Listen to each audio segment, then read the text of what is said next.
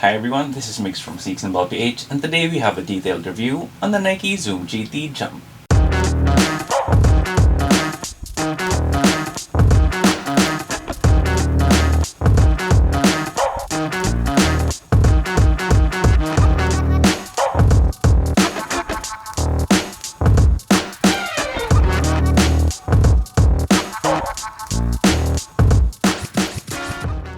Before we get started, if you do like the video, please make sure to leave a thumbs up down below. And if you have any comments, questions, or any suggestions for future videos, please feel free to leave them in the comment section down below as well. Then I'll also be leaving a link to the SNBPH sneaker on this Facebook group in the description box, so I do hope you can join us over there because that is a place where we talk about sneakers and basketball quite a bit. And it's also where we have the SNBPH Steel Cabinet, where I, as well as many of our other members, put up some shoes that we no longer use and put them up for bidding at way below market value.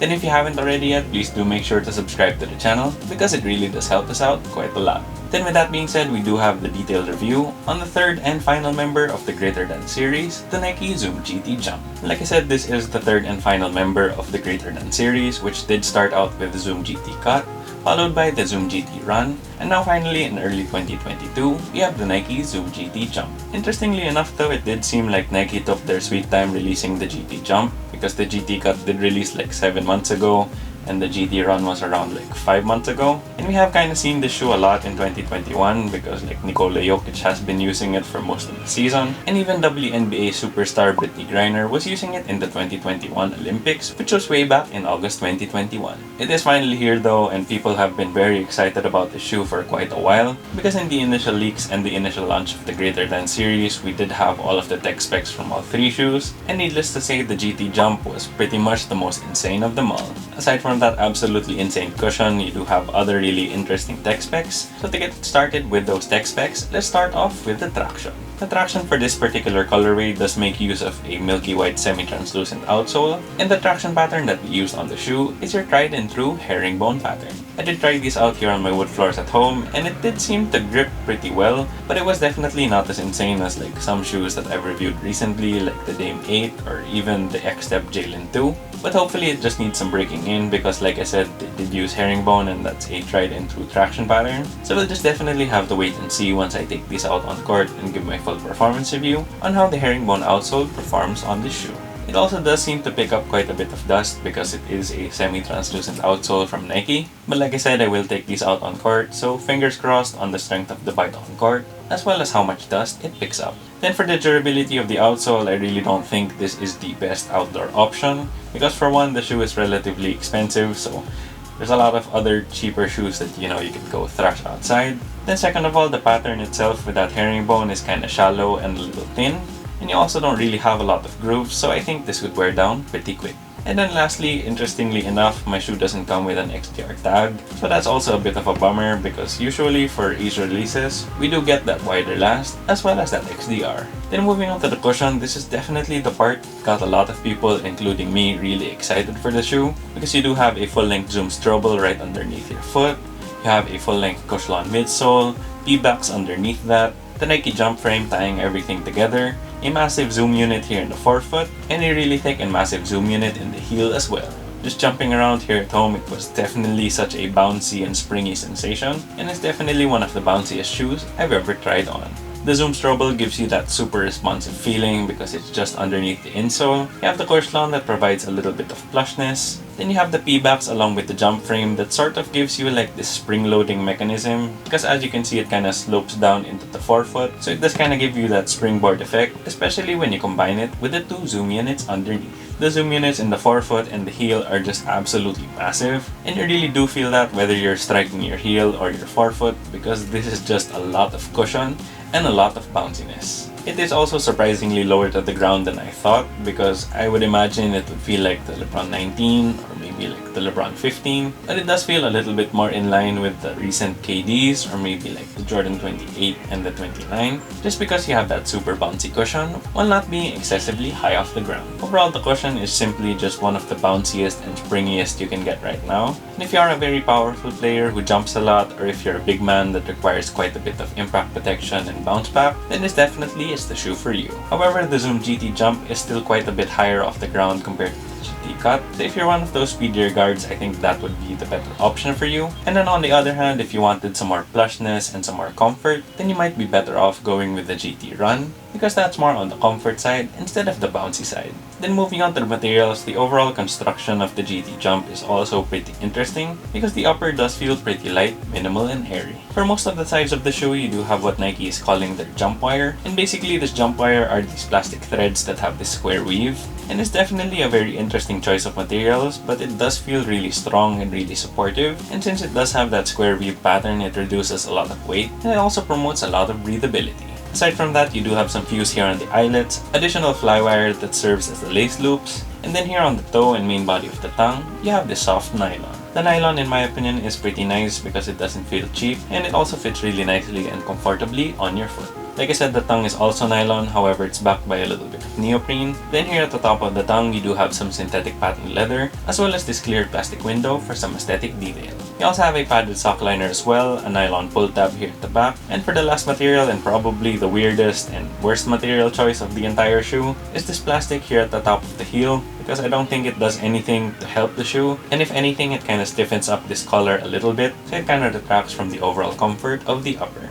Aside from that though, the materials are overall pretty nice, and they reduce a lot of the weight because overall the shoe is a bit on the heavy side because of the cushion. If you are wondering how heavy the shoe is, I do now have a scale, so let's check it out. So this would be in grams, so it's around 534 grams. So that's definitely on the heavier side, but like I said, with the cushion being very bouncy and the upper being light and breathable, it doesn't really feel that heavy on foot. Then moving on to fit and sizing, I did go true to size with the Nike Zoom GT Jump, and it fits me perfectly well. It actually fits really nice one-to-one, and with those flywire cables that help with the lockdown, it just gives you a really nice and snug fit. Like I said, I did go with my true size 10, so I would recommend that if you have a narrow foot or a normal foot, go true to size. Then if you have a wide foot, since you do have some plastics as well as this jump frame, you might want to go at least up half a size. Then moving on to the aesthetic details, this is a pretty simple like launch colorway in this black and white, but there are still a lot of subtle details that I like on the shoe. Starting off with the outsole, you do have that milky white translucent rubber, and you actually have a lot of holes throughout the outsole, and this is just to help the overall longevity and durability of the shoe, because the zoom units are kind of like unlocked zoom, wherein they do glue it directly on the outsole. Without these holes on the outsole, you definitely could have like a Jordan 29 or maybe even worse, a Jordan 28 situation, wherein the unlocked zoom actually causes the outsole to break.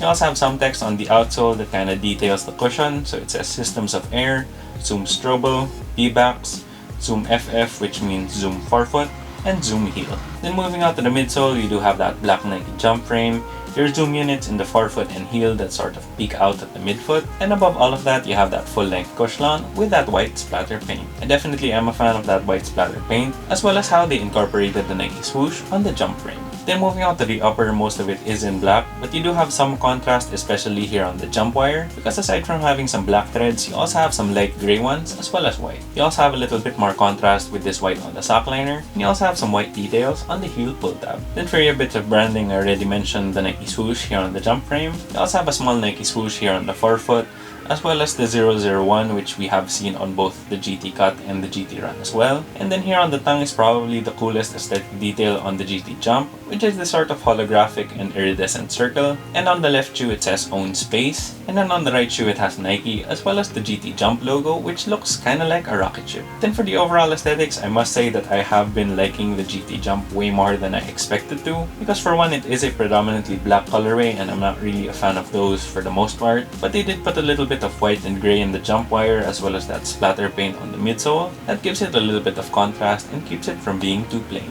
I also really like that milky translucent outsole, that hologram here at the tongue, and of course how they incorporated that Nike swoosh into the jump frame.